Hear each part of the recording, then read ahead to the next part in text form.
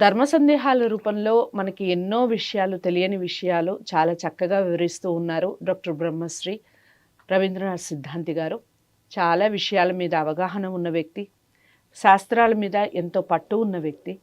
ఈరోజు ఒక మంచి విషయం గురించి తెలుసుకుందాం. మనకి మామూలుగా చాలా విషయాల గురించి తెలుసు అనే అపోహ కూడా కొంతమందికి ఉంటుంది. అలాంటిదే పరిహారాలు చేసేటప్పుడు కూడా చిన్న చిన్న పొరపాట్లు చేస్తూ ఉంటాం. మనకెందుకు ఫలితం దక్కలేదు అని అనుకుంటూ ఉంటాం.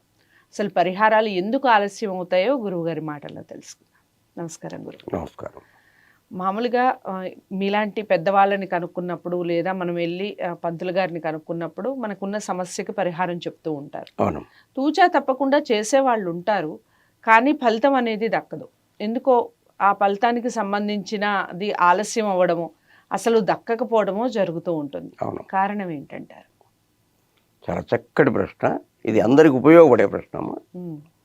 విషయం ఏమిటంటే, ఈ యొక్క పరిహారాలు పనిచేయకపోవడానికి ప్రధానమైన కారణం ఏమిటంటే, మానవుడికి సంచిత కర్మ, ప్రారబ్ధ కర్మ, సంచిత కర్మ, ఆగామి కర్మ అని 3 కర్మలు ఉంటాయి. అంటే ప్రారబ్ధ కర్మ ఎక్కువగా ఉన్నటువంటి వాళ్లకు, అంటే మనం గతంలో ఒక బ్యాంక్ ఉంది, ఒక బ్యాంకులో మనం బాగా లేదా ఒక వ్యక్తికి మనం బాగా అప్పు కట్టాల్సినటువంటి వ్యక్తి ఉన్నాడు అనుకోండి. ఆ వ్యక్తి దగ్గరికి పోతే మనకు ఎక్కువ అప్పు ఇవ్వడు, మళ్ళీ ఆయన ఇవ్వడు, ఇంకొకరిని ఇవ్వనీయడు. అట్లాగే మనం చేసినటువంటి పాపాల సంఖ్య ఎక్కువగా ఉన్నట్లయితే మనల్ని తొందరగా ఇది చేయడం, అదొకటి. తర్వాత ప్రధానంగా ఇదే. తర్వాత ఇంకొకటి రెండవది ఏమిటంటే, పితృదోషాల వల్ల ఇలా జరుగుతుంది తల్లి. ఇప్పుడు చాలామంది అంటారు, పితృదోషాల వల్ల మాకు పాపం తొలగటేంటండి అని. ఇప్పుడు మీరు భగీరథుడు వాళ్ళ యొక్క పితృదేవతలను లేపడానికి గంగానదిని, శివుణ్ణి మెప్పించి, విష్ణువును మెప్పించి అక్కడి నుండి గంగానదిని తీసుకొచ్చి ఆ యొక్క చక్రవర్తులందరినీ లేపుకున్నాడు. ఎందుకంటే ఆయనకు ఒకవేళ వాళ్ళంతా లేచి వాళ్ళ యొక్క లోకాలకు వెళ్ళకపోతే ఈయనకు వృద్ధి లేదు. అందుకే పున్నామ నరకం నుండి రక్షించేవాడు పుత్రుడు అని శాస్త్రం అందుకే చెప్పింది. అయితే విషయం ఏమిటంటే, ఈ యొక్క రెమెడీలు పనిచేయకపోవడానికి ఇంకొక కారణం ఏమిటంటే, ఎక్కువగా అబద్ధాలు ఆడటం. తర్వాత ఒకరి దగ్గర డబ్బు పుచ్చుకొని తన దగ్గర ఉన్న వారికి తిరిగి ఆ సమయానికి ఇవ్వకపోవడం.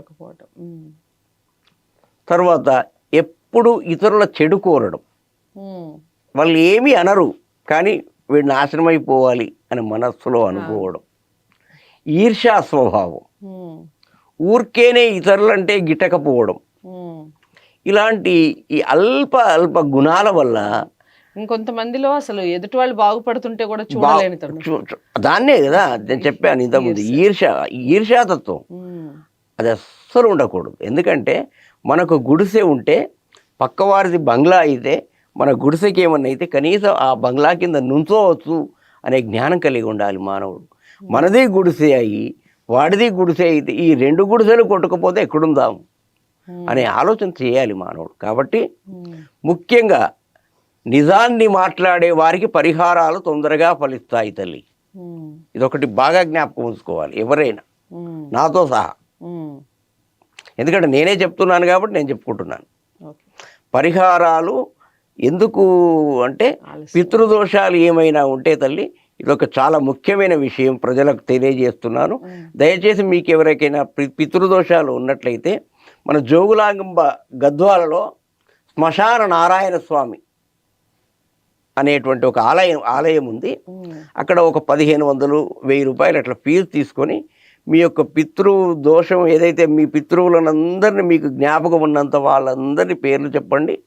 మీకు వాళ్ళు ఆ దోష నివారణ చేయిస్తారు.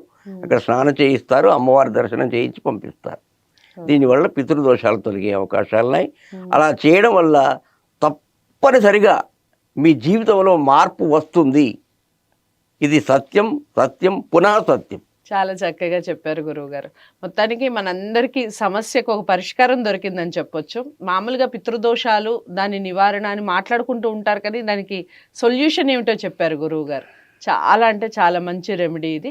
ఒకసారి పాటించి చూడండి. ముఖ్యంగా మనం ఏదైనా కోరుకున్నది, మన సంకల్పం అనేది నెరవేరాలి అంటే ముందుగా మనం ఏమేం చెయ్యాలి, ఎలాంటివి మనలో ఉండకూడదు అనే విషయాలు కూడా చాలా చక్కగా చెప్పారు. అవన్నీ పాటిస్తూనే పితృదోషాలు కూడా పోయేలా ప్రయత్నించి చూడండి. వీడియో అందరికీ షేర్ చేయండి. చాలామందికి ఉపయోగపడే వీడియో. లైక్ చేసి షేర్ చేయండి. ఛానల్ని సబ్స్క్రైబ్ చేసుకోండి. ఇలాంటి మరిన్ని మంచి వీడియోస్తో, మరిన్ని మంచి కార్యక్రమాలతో మళ్ళీ మీ ముందుకు వచ్చే ప్రయత్నం చేస్తాను గురువుగారితో. అంతవరకు సెలవు. నమస్తే.